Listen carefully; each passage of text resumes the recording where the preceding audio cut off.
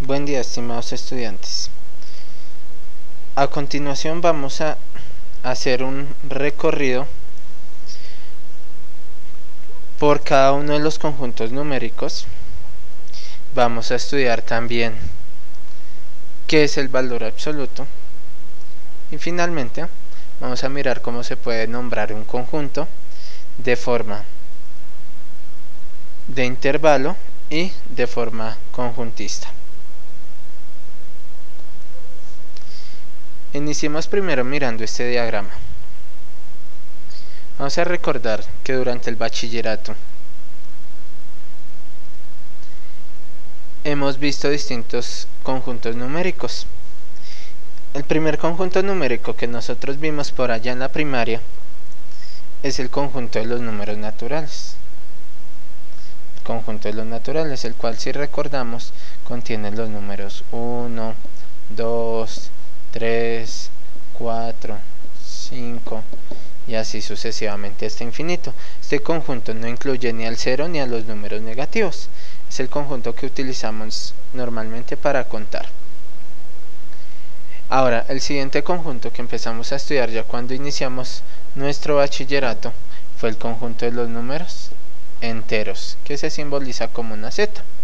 Este conjunto, además de contener a los números naturales, como lo vemos en este diagrama, los naturales están dentro de los enteros, contiene también los números negativos con el 0. 0, menos 1, menos 2, menos 3, menos 4, menos 5 y así sucesivamente. Observemos lo siguiente, tenemos naturales que son enteros, pero no todos los enteros son números naturales. Luego de este conjunto empezamos a estudiar el conjunto de los números racionales, que se simbolizan con la letra Q. ¿Cuáles son esos números? Esos números son los fraccionarios, como el 3/5, el 1/2, los decimales como el 0,5, el 0,33, periódico, decimales que tenemos infinitos pero que tienen un periodo, el 5/8 y así sucesivamente. Todos estos números fraccionarios, estos decimales periódicos, los enteros y los naturales conforman el conjunto de los Q, es decir, de los racionales. Observemos que acá podemos ver que hay naturales que son racionales, pero no todos los racionales son naturales. Lo mismo sucede con los enteros. Hay enteros que son racionales, pero no todos los racionales son enteros. Luego de este conjunto, algún día apareció un número como lo fue la raíz de 2, que apareció cuando se estudió el teorema de Pitágoras. Nos decía que si este lado mide 1 y este lado mide 1, este lado mide raíz de 2. Posteriormente conocimos el número pi, que tiene su equivalencia a 3,1416, y esa es una de sus aproximaciones, pero realmente tiene infinitos decimales, de los cuales no conocemos su periodo. Está el número e, está el número raíz de 3. La característica que tienen todos estos números es que son decimales, pero son no periódicos, es decir, tienen infinitos decimales, pero no se sabe una característica especial de ellos. Miremos qué son los números irracionales. Cuando me refiero a una característica especial de ellos, me estoy refiriendo a que nunca vamos a poder saber cuál es el siguiente decimal si no lo hallamos, y nunca se va a establecer, como era en el caso de estos, que sabíamos que después de este 3 seguía otro 3 y después otro 3 y después otro 3 y así sucesivamente.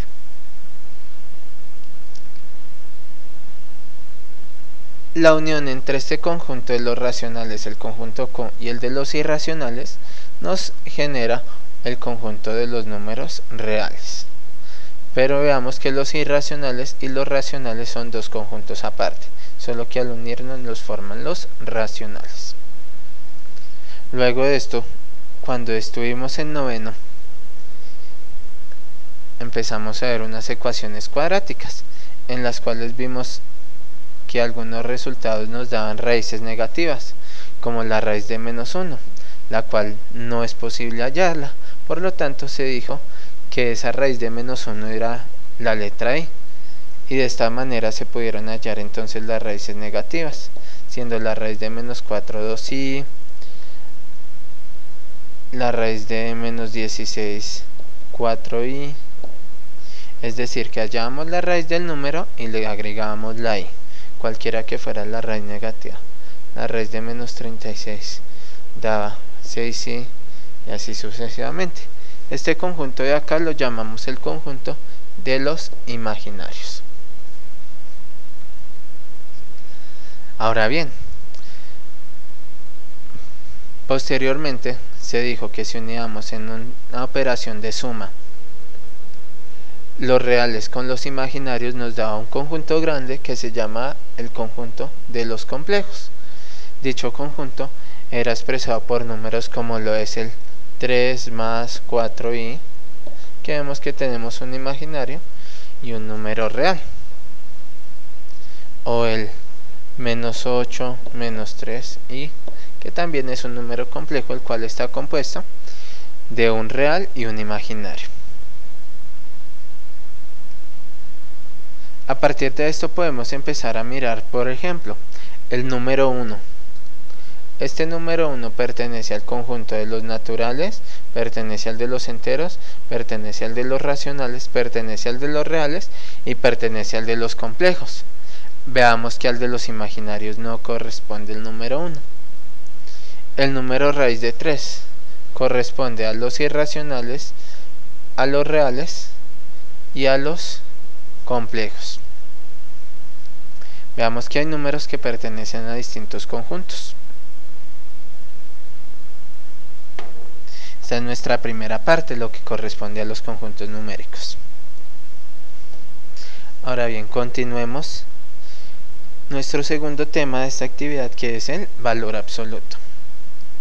Valor absoluto nos sirve para hallar distancias. Cuando ustedes calculan la distancia entre dos lugares, por ejemplo, calculemos la distancia entre dos números. Calculemos la distancia entre 2 y 4. ¿Cuál es esa distancia? Uno calcula la distancia haciendo una resta. En este caso uno le haría 4 menos 2 es igual a 2. Es decir, que la distancia es de 2, depende de la unidad de medida. Si estos fueran metros, sería de 2 metros. Ahora, si nosotros hacemos el punto de referencia al revés, restando 2 menos 4, nuestra respuesta sería menos 2 metros. Pero una distancia no puede ser negativa, ya que no tiene sentido decir la distancia entre 2 y 4 es menos 2 metros. Por lo tanto, viene el concepto de valor absoluto, diciéndonos que la distancia entre dos puntos es el valor absoluto de restar esos dos valores. Y el valor absoluto siempre va a ser un valor positivo. Si nos dio 2 metros, pues va a ser 2 metros. Y si nos dio menos 2 metros, va a ser 2 metros positivo.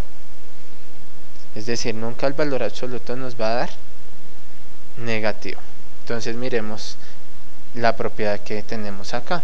Dice que el valor absoluto de un número x es igual a x si es mayor que 0. Ejemplo, si el número es 5, el 5 es mayor que 0, el valor absoluto es 5.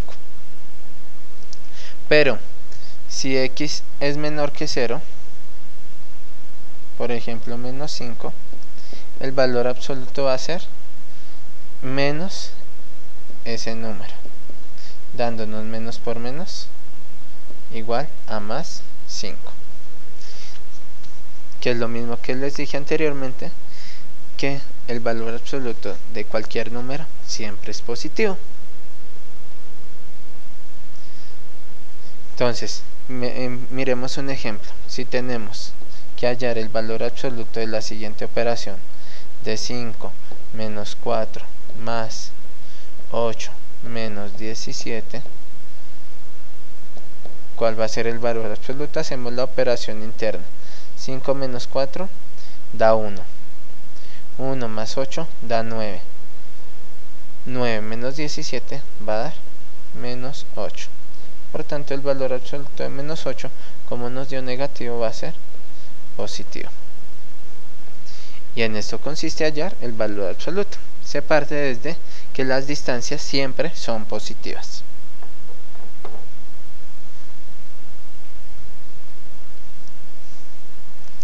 Ahora volvamos un poco a la parte de conjuntos. Además de esos conjuntos grandes, como fueron los de los números naturales, números enteros, sabemos que todos esos conjuntos son infinitos. Podemos determinar conjuntos un poco más pequeños a partir de dos notaciones. Esta es la notación de conjuntos, donde le damos un nombre al conjunto, lo encerramos entre corchetes, diciendo lo siguiente: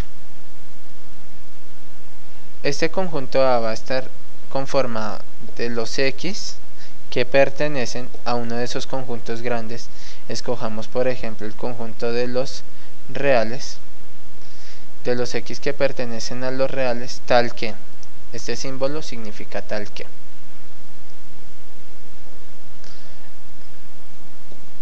Esos números van a ser mayores que menos 3 y menores que 3. Es decir, que si vamos a una representación como recta numérica, vamos a tener lo siguiente: este es el 0, menos 1, menos 2, menos 3, y este es el 1, el 2 y el 3. Si vamos a esta representación, vemos que este conjunto está conformado por todos estos números reales que se encuentran en este intervalo, sin incluir al 3 y al menos 3. Por eso hacemos unos círculos que no están rellenos. Entonces, ese conjunto va a estar conformado por todos esos números que están entre menos 3 y 3, pero que no incluye al 3. A partir de esa notación de conjunto podemos determinar una notación de intervalos. Estos intervalos se van a llamar de la siguiente forma: cerrados, abierto y semiabierto.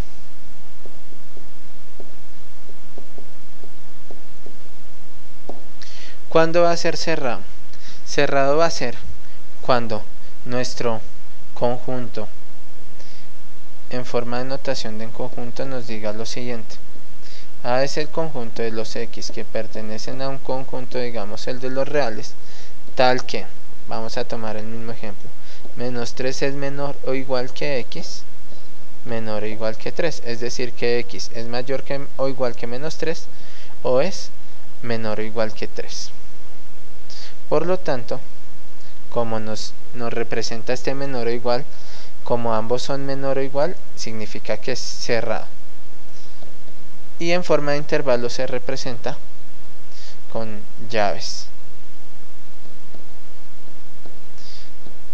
lo cual significa lo mismo. Este conjunto va desde menos 3 hasta 3, pero incluyendo el número 3. Esto se puede mirar a partir de un ejemplo básico que sería el siguiente.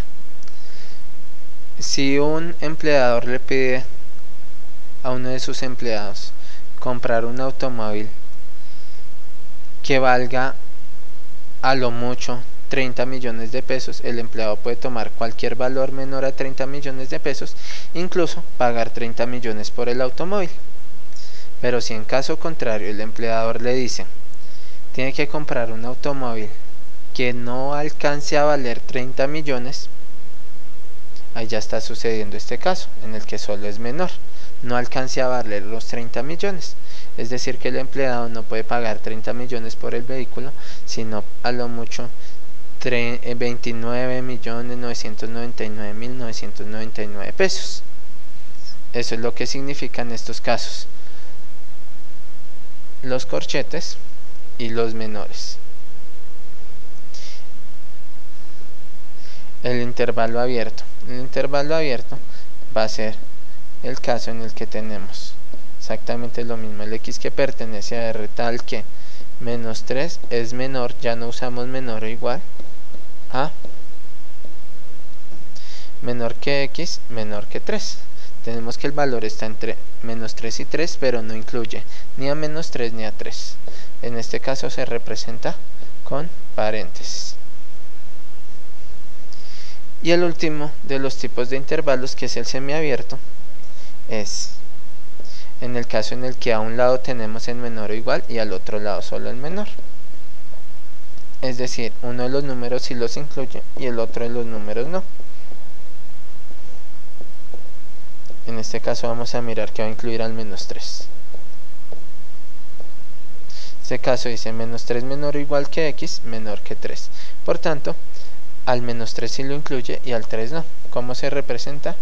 Al que incluye con el corchete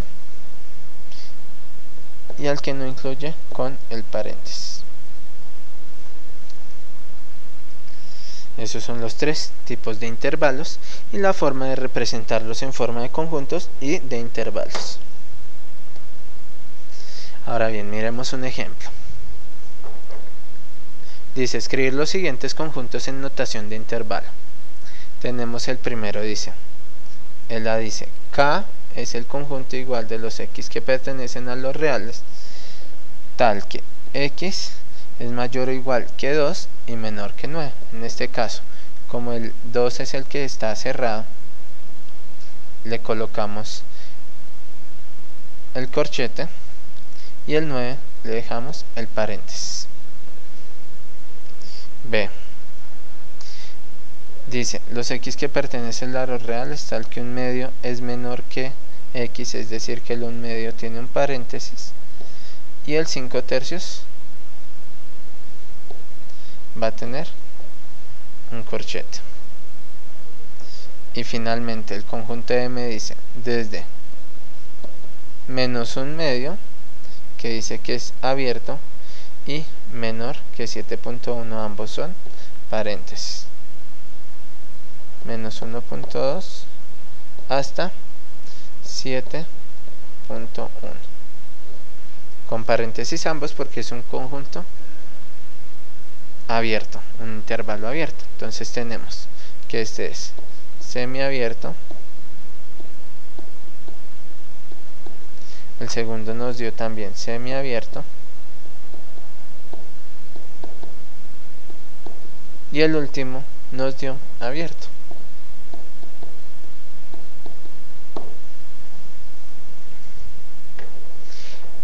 Bueno, espero que esta explicación haya sido de su agrado. Nos veremos en una próxima ocasión para explicar una nueva temática. Hasta pronto.